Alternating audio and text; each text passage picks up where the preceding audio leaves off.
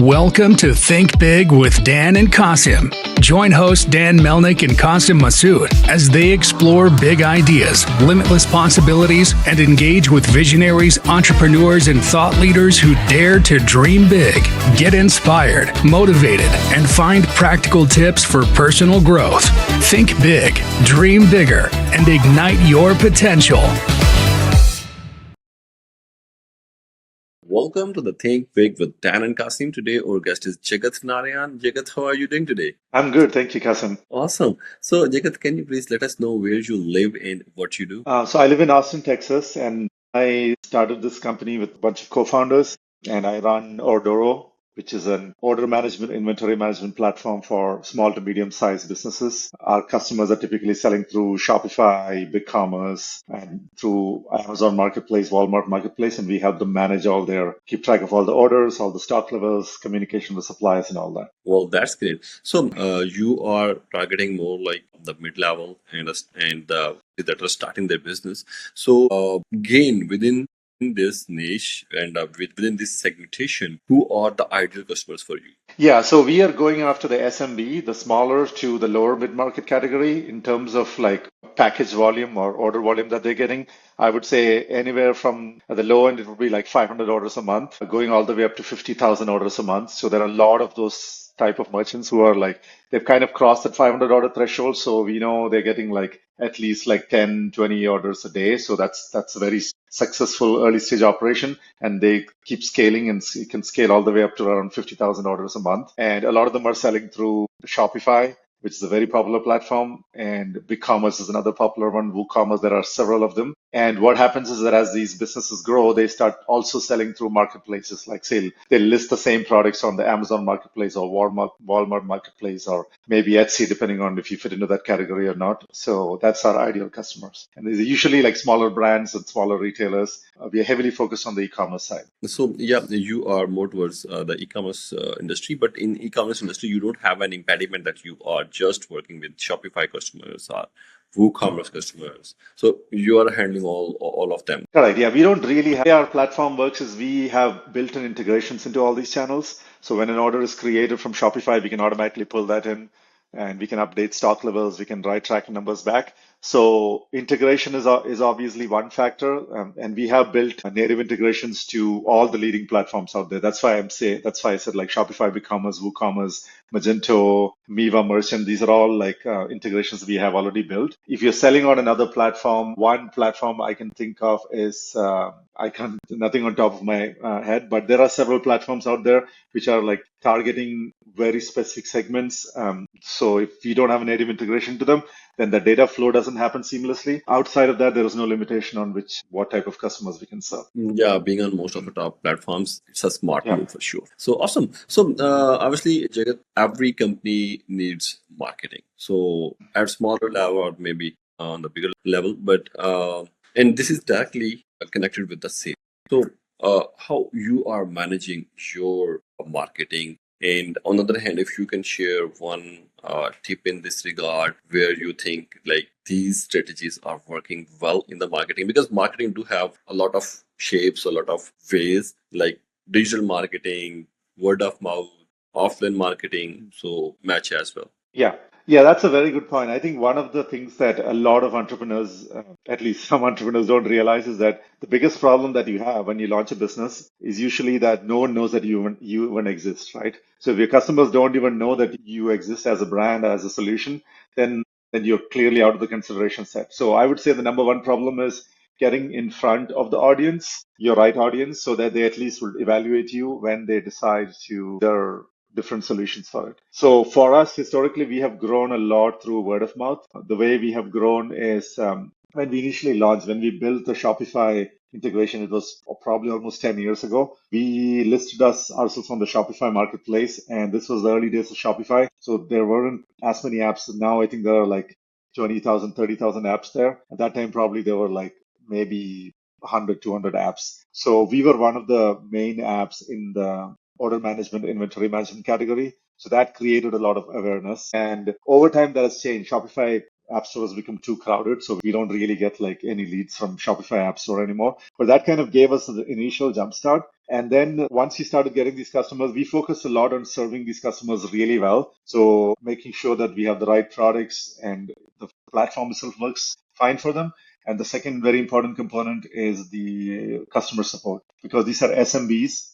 So they sometimes, depending on how savvy they are, sometimes they need heavy support. And we decided to give free customer support to all our paying customers. So we don't like limit the amount of hours per week or per month or anything like that. We were open to giving phone support and email support to everyone. That really helped because it really helped these customers onboard very quickly and then use the system for a very long time. And then they started writing positive reviews about us. So initially it was on the Shopify App Store, then it's on G2 and Capterra and Google reviews and all of this. So this has like a snowball effect where when you get more reviews, you get more customers, and those customers, you keep them happy, they write more reviews. So for us, a lot of it has been through organic word of mouth. And then we started getting noticed by third-party bloggers, and I started getting inbound interest for podcasts like the one, like this one, for example. So I've been on a lot of podcasts.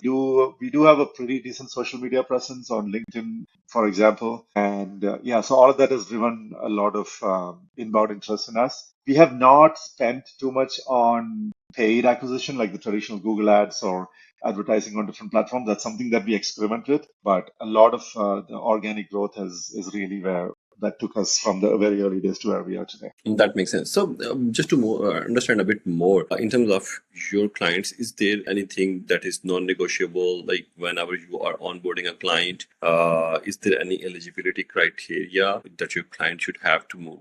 Yeah, so in terms of what we look as qualification criteria, we have a free trial button, so anyone can sign up and then evaluate the system. So it's completely free, and then you can evaluate for first 15 days, and after that, depending on which plan you choose, you either end up in a paid tier, or sometimes you can end up in the free tier, right? But whether Ordoro is not going to be a good fit for you or not depends on a few things usually. The first thing would be you obviously have to be, we are an e-commerce solution, right? So we're heavily focused on e-commerce. So the first thing is like, are you selling on any of the platforms that we are connected to? So are you selling through Shopify, BigCommerce, Magento, WooCommerce, Amazon, Walmart? Then yes. But if you're selling on a platform that we are not connected to, then maybe there is a hurdle there because the data is not going to flow that easily from that platform to another into our system. So that's the first thing that we look at. Second thing that we look at is what's your order volume? If you're really low order volume, you're selling only like 10, you're getting only like 10 orders a month, you probably don't need a system like ours. You can just manage using spreadsheets. So people would like self-qualify out. And if you're like very high volume, you're like an enterprise system that's selling like hundreds of thousands of orders a month, we may not be the right fit for you because you're probably looking at like a high-end enterprise system like a Manhattan Associates or SAP or Oracle or something. So within the ICP, you need to fit within that ICP band. The third thing that you look at, depending on if you're using us, so for example, our software there are three pillars, right? First is shipping and order management. So within that, we automatically help you with order fulfillment, which means that we can print out UPS, USPS, FedEx shipping labels for you. The second module is inventory management, which we keep track of stock levels. And the third module is drop shipping, where we help you manage order fulfillment from places other than your warehouse. But going back to the first module, another constraint that often comes up is if you're shipping things out of your warehouse, and if you're shipping using USPS or UPS or FedEx, DHL, Canada Post, then we are a great fit because we have native integrations. But let's say you're shipping using a regional carrier, or let's say you're an international customer and let's say you're based in the UK and then you're shipping using Royal Mail. We don't have native integrations to Royal Mail. We don't have native integration to some of the regional carriers. So that could be another elimination criteria. So that's again a technical constraint, right? Just like you need to be selling through Shopify, BigCommerce platforms, you also need to be shipping through any of one of the carriers that we are connected to. If not, that becomes a constraint. There are ways around it, so we are working on solving that. But today, I would say that's a constraint. That makes sense. Awesome. So, Jagat, nowadays, everybody is looking for, not looking, maybe you can say, like talking about strategic partnerships. So, are you in these strategic partnerships or not? Because as you said, like you are not getting much traffic from the Shopify. So sometimes, let's say we are the development team, right? And we develop a lot of websites, a lot of mobile applications, a lot of solutions. And sometimes we need some functionality and we just install an application from the Shopify or even WooCommerce, we just install it by just searching, okay, if these features are satisfying our requirement, let's install it. But sometimes it happens like when we do have partnerships with other different teams, other different companies, they introduce us their product. Okay, so this is our product, and these are the features, and these are the benefits of of our product. In these cases, usually for the development teams, these things set it in time in our mind. And on the other hand, whenever we are going to implement that sort of functionality, we find those applications and install them, because this is something where mostly the decision is more from the technical team side instead of an entrepreneur, of the business owner. So, have you ever thought about any partnership, strategic partnerships? We actually have a lot of strategic partnerships with web development agencies, just like the situation that you described. And we do get a lot of leads from them. And these are usually like third-party designers, even let's say on the Shopify store, right? Any mid-sized brand that's launching on Shopify or BigCommerce or WooCommerce, they're most likely not doing the web design on their own. They are like contracting a Yeah, third-party agency. So exactly. and that third party agency is a technical team that's recommending software. So they are the ones who are recommending, okay, if you want to solve your order fulfillment problem or your inventory problem or your drop shipping problem, here are the list of apps you should consider. So we are in the list for a lot of those agencies, and we get a lot of leads from them. In terms of like acquisitions, these partnerships have been a very strong channel for us, where we get leads from these third party design agency. So yeah, it's a very important channel. We started developing that very early on, and then we have spent a lot of energy into nurturing them, and that's really paid off, and it drives a lot of lead volume for us. Got it. Got it. So let's talk about something about other entrepreneurs as well. Every day, new entrepreneurs, new businesses are coming into the market. Every passing day, many businesses are even burning out. They're shutting down. Yeah. Most of the time, the problem is that they were not able to cope up with the challenges. They think like there are a lot of challenges. So as an entrepreneur, I'm sure you must have faced a lot of challenges, but can you Yeah. share one challenge with us that you think would be most interesting? And if you can share how you were able to address it, this will be a plus. Okay, cool. So yeah, obviously when you build your own business and then you're trying to grow it, every day it can be a roller coaster ride. A lot of things are going right, a lot of things are also going wrong. And that's even more true in the very early days. So when we launched, we initially just decided to bootstrap this company. So we didn't go raise like a massive VC round or anything. We just initially thought that, okay, we wanted to prove out that this is actually something that there is a market demand for and people are willing to pay money. So in hindsight, one good thing that we did was, before we even built anything, before we even wrote the first line of code, we studied the market very carefully. We spoke to a lot of potential customers. We cold called probably about 100 or more small e-commerce brands, to understand and validate that this is indeed a problem that they have, right? The shipping side, the order management side, the inventory management side.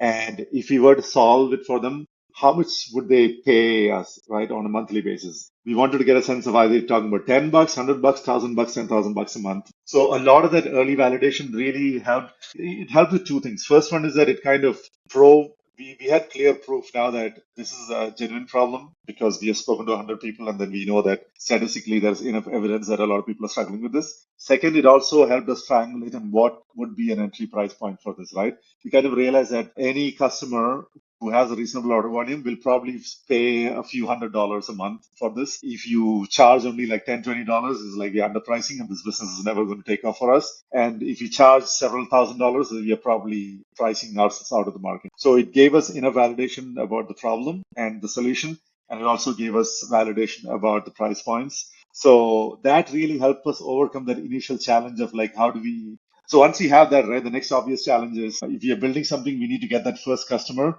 The good thing is that since we already cold called a lot of customers, it was kind of easy for us to go back to one of them and say, hey, now we are really solving it. Are you willing to become the first beta customer for us? So that's how we got our first beta customer. It's someone that we had spoken to even before we really had software, and they helped us develop it. And initially we gave it to them for free, even though we had agreed on a price. But pretty soon, a few months later, when it reached a point where like we felt like, okay, we're confident enough that they're regularly using it and we can start charging them, I reached out to them and said, okay, it looks like it's solving most of your needs. Are you willing to pay X amount? It was like a few $100s per month, and they were happily willing to do that. And that's how we got our first revenue check. So the first customer. So it's kind of like we really put the customer and the market first, and then we were kind of building based on their needs. And that philosophy we have stuck to over the last several years. Even today, pretty much every feature that we build is driven by customers. So I sit in on a lot of these customer calls and I talk directly to the customers and get a sense of how critical is the problem and what's the good solution. I validate the solution with them. And then we go back to the engineering team and ask them to build it. And then we build it out. We clearly know there's going to be adoption. People are going to use it. So we don't build in the vacuum. It's all like heavily customer driven development. That's awesome when something is customer driven. That is something that is fulfilling a need. Exactly. Yeah. Awesome. So, Jagat, thank you so much. At the end, can you please give us the biggest piece of advice for our audience? And our audience mostly they are the entrepreneurs, early stage, and the new startups as well. Yeah, I think the biggest advice is tying back to the earlier comment that I made, right? The customer driven side. I would say your number one thing, particularly in the early stages, and this is true even in later stages, you as the founder or the CEO should spend a lot of time talking to customers. That's the number one thing that's really going to help you grow. The moment you lose touch with customers, you're going to start deviating from the path and you're going to go in directions that's not going to help you grow. Stay very close to customers, talk to them on a regular basis. In my case, I did go through this problem of like, I would say somewhere in the middle of the growth phase, I kind of took my eyes away. I was not sitting in on customer calls. I've corrected that ever since. And I sit in on a lot of the sales calls. I sit in on account management calls to understand what these customers are going through. And that gives me ideas around, okay, this is the next opportunity for us to explore, and this is how we continue to grow. So I would say the number one advice is stay very close to the market. And the best way to do that is just talk to a lot of customers. Even if they don't become a paying customer for you, these conversations will guide you on how do you grow. They'll basically give you the answer on how to solve the next challenge, next growth hurdle, and then how to grow your business. That makes sense. Thanks for the beautiful advice, Jagat. And at the end, please let your viewers know how they can reach you if someone wants to. Yeah, you can just go to ordoro.com. I think as you can see it here and on my t-shirts, or just send an email to sales at ordoro.com. That's the best way to reach us. That's awesome. Well, Jagat, thank you so much for joining us. And you gave us pretty good thoughts on multiple things. And thank you so much. Stay in touch and I wish you best of luck. Thank you so much, Qasim. Yeah, it was great talking to you. Likewise. Thank you. Have a good day. Bye-bye. Bye.